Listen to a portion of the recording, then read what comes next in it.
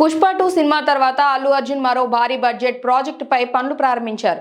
అట్లీ దర్శకత్వంలో తెరకెక్కుతున్న ఈ చిత్రంలోకి హాలీవుడ్ హీరో విల్ స్మిత్ నటిస్తున్నట్లు వార్తలు వస్తున్న నేపథ్యంలో మరో చర్చ తెరపైకి వచ్చింది. ఇందులో బాలీవుడ్ బ్యూటీ దీపికా పదుకొణేతో పాటు మరో ముగ్గురు హీరోయిన్లు నటిస్తున్నారని ఇండస్ట్రీలో ప్రచారం ఉంది.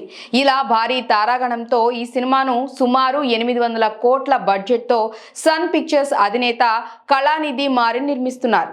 ఎంతో ప్రతిష్టాత్మకంగా ప్రారంభమైన ఈ చిత్రంలో రష్మిక మందన్న మరోసారి అల్లు అర్జున్తో నటించనుందని తెలుస్తోంది. ఇందులో హీరోయిన్ గా దీపికా పదుకొణే ఫైనల్ అయ్యారు. అయితే రష్మిక, మృణాల్ ఠాకూర్, జాన్వీ కపూర్ కూడా ఈ మూవీలో భాగం కానున్నారని తెలుస్తోంది.